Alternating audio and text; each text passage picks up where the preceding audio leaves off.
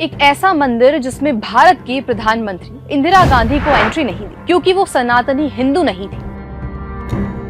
एक ऐसा मंदिर जिसके तहखानों में करोड़ों की संपत्ति है। एक ऐसा मंदिर जिसकी प्रॉस्पेरिटी को खत्म करने के लिए 17 बार अटैक हुआ। एक ऐसा मंदिर जहां विज्ञान भी फेल है। एक ऐसा मंदिर जहां भगवान का दिल धड़कता है। जी हाँ, हम बात कर रहे हैं भारत के उड़ीसा के जगन्नाथ मंदिर की, जिसकी कहानियां हर किसी को रोमांचित कर देती हैं। तो चलिए बिना देर किए सुनते हैं जगन्नाथपुरी मंदिर की पूरी कहानी और आखिर ये मंदिर चर्चा में क्यों आया। ऐसा कहते हैं कि 3102 बीसी में जरा नाम के शिकारी ने भगवान के कृष्ण अवतार के तलवे पर तीर मारा और भगवान ने अपनी कृष्ण लीला समाप्त। जब श्री कृष्ण के शरीर का अंतिम संस्कार किया जा रहा था तब पूरा शरीर जल गया, लेकिन दिल नहीं जला। फिर उस दिल को पेड़ की बड़ी टहनी पर रखकर बहा दिया गया। इस घटना के बहुत सालों बाद मध्य भारत में एक राजा हुए जिनका नाम इंद्रद्युम्न था। राजा भगवान विष्णु के बहुत बड़े भक्त थे।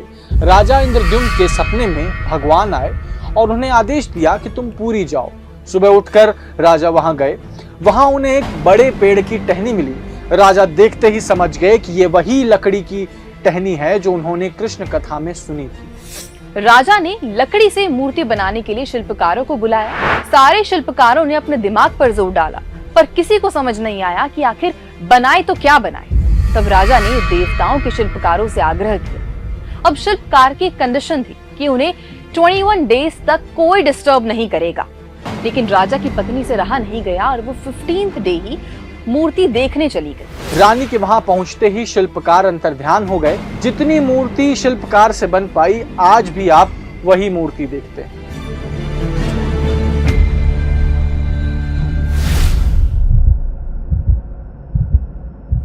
समय के साथ इस मंदिर का क्षेत्रफल बढ़ता गया। जगन्नाथ मंदिर 4 धामों में से एक है, जो 43,000 स्क्वायर मीटर से अधिक एरिया में फैला हुआ है।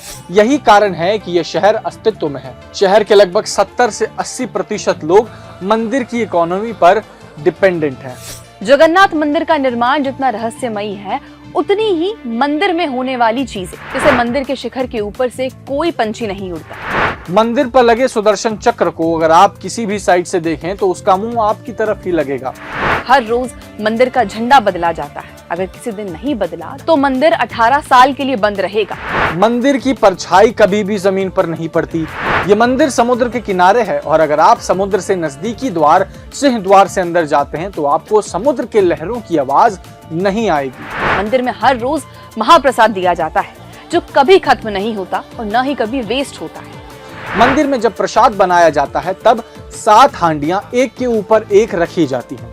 आश्चर्य की बात यह है कि सबसे ऊपर वाली हांडी का प्रसाद सबसे पहले रेडी होता है, ना कि उस हांडी का जो आग के सबसे नजदीक है। हाल ही में उड़ीसा चुनाव के दौरान प्रधानमंत्री मोदी ने अपने भाषण में जगन्नाथ मंदिर का जिक्र किया था कि जगन्नाथपुरी मंदिर, जिसके तहखाने में करोड़ों की संपत्ति है, उस तहखाने की चाबी 6 साल से गायब है।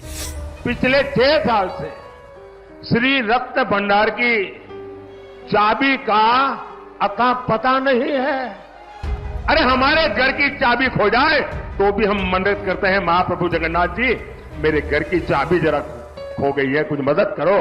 और महाप्रभु जगन्नाथ जी के आशीर्वाद से घर की चाबी भी घंटे 2 घंटे में मिल जाती है।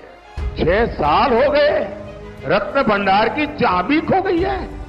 इसके पीछे का बहुत बड़ा राज बीजेडी सरकार और मुख्यमंत्री को घेरा डाल करके जो लोगों ने कब्जा किया हुआ है ना, वो सीधे सीधे जिम्मेवार है।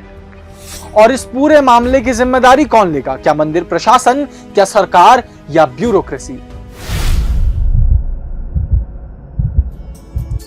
असल में जगन्नाथ मंदिर में 7 तहखाने हैं।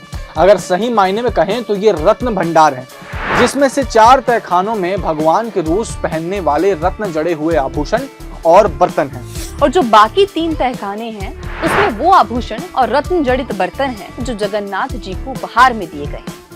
रत्न भंडार सिर्फ 3 बार खोला गया है, 1905, 1926 और 1978 में। 1978 में जब आखिरी बार रत्न भंडार को खोला गया था, तब खजाने की गिनती की गई थी। साल 2018 में ओडिशा के तत्कालीन कानून मंत्री ने बताया कि 1978 की सूची के हिसाब से लगभग 150 किलो सोने के गहने मौजूद थे और 248 किलो चांदी के बर्तन। हालांकि जगन्नाथपुरी के रत्न भंडार को 1985 में खोला गया था, पर कोई भी सूची नहीं बनाई गई। 2018 में हाई कोर्ट ने एएसआई की टीम को रत्न भंडार का सर्वे करने भेजा। वहां जाकर टीम को पता चलता है कि चाबी तो खो गई है।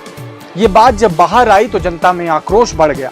पीएम मोदी ने अपने चुनावी भाषण में कहा था कि अगर भाजपा की सरकार बनती है तो रत्न भंडार खोल दिए जाएंगे। अब उड़ीसा में बीजेपी की जीत के बाद जल्द ही हमें रत्न भंडार के खुलने की खबर सुनने मिलेगी। जय जगन्नाथ। जय जगन्नाथ।